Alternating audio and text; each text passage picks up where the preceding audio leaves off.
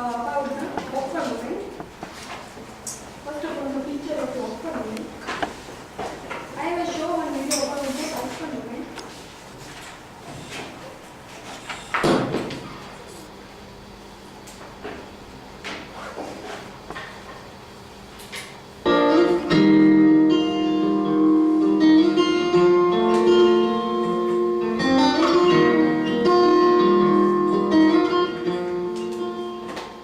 In this lecture, we're looking at the Oxford movement and the changes that it brought within Anglicanism as well as in other church traditions within Protestantism. And the context that we're looking at here is the same that we've looked at for the past 2 or 3 lectures, which is as the Enlightenment has radicalized and as there is an increased desire within members of the church to react against the liberalizing tendencies of certain segments of the population, whether it's people that are embracing a truncated view of certain doctrines or expelling certain doctrines entirely. Or, more importantly at times, if it's changes within the political order, as you see a rising nationalism and a political liberalism within certain sectors of society. Or at times, there is a nationalism that comes with a renewed conservative ethos that challenges some of the ways that the church had engaged with society in earlier decades or centuries. And we should begin by just defining what the Oxford movement is.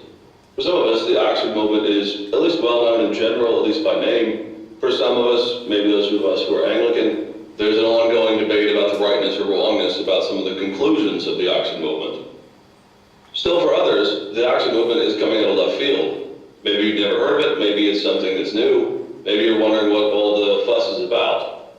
Well, put simply, the Oxford movement is a trend begun in Oxford in the 1830s that carried on for decades and that spawned something that we today call Anglo-Catholicism.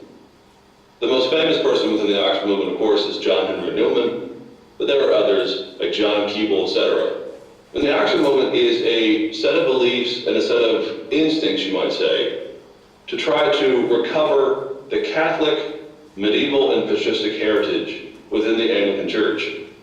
It's a rewriting or a rediscovery, in some cases, of history. It's making the case that Anglicanism has a history that ought not to be overthrown in the light of modernism and rationalism.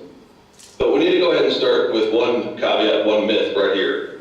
For a number of students of mine, particularly those who come from low church backgrounds or from other denominations, when they think Anglo-Catholic, they tend to think smells, bells, vestments, collars, and a number of the external things that are associated with a high church liturgy. And we want to say right-thinking people to update and change their theology. Flowing out of that, there arose the Tractarian Society, or the Tractarians, as they're simply known as.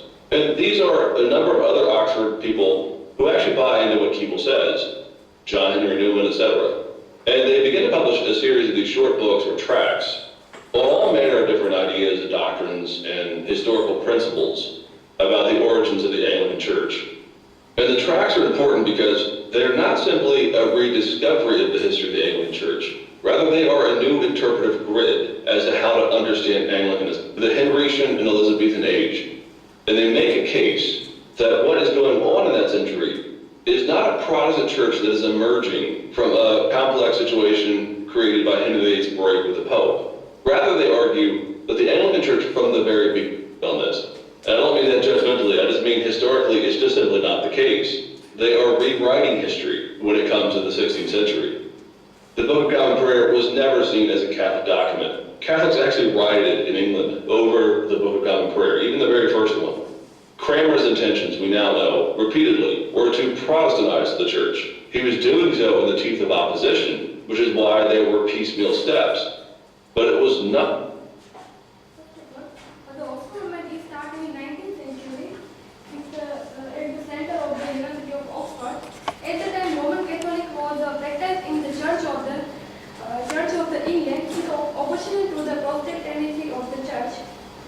The Oxford movement were concerned with the truth of religion and the Christian life as lived in conformity with those truths. They were not concerned with the external of the religion. So Oxford movement saved the religious end.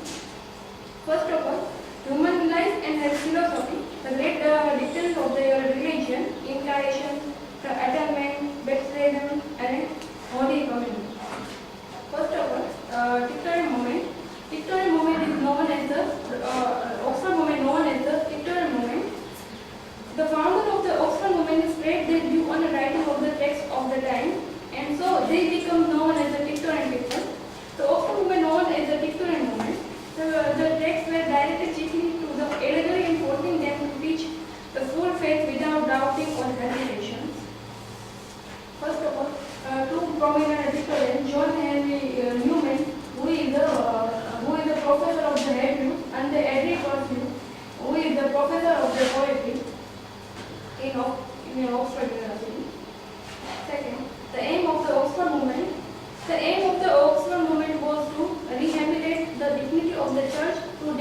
church against the interference of the state, to fight against the liberalism, to defend religion against the onslaught of the scientific discovery, and preserve faith against the religion.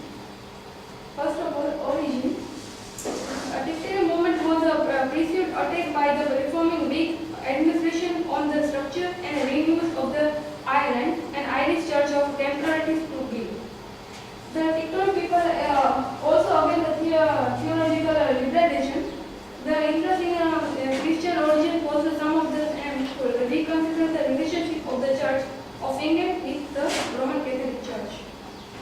Publication. The publication of text for the time, the first book, which came in September 1833, it was entered through on the minister communication, respectively addressed to the king. The publication of the text continued till 1841 with the contribution from many hands. So Newman, who borrowed some 29 of them, as Walter puts, is the soul of the text. The literary aspect of the movement. The Oxford movement is basically a religious movement, but at the time, very numerous literary work written in this movement.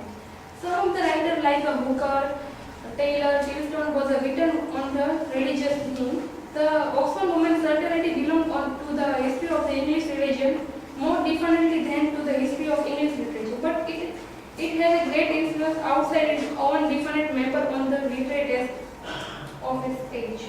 First of all, take who became the Roman.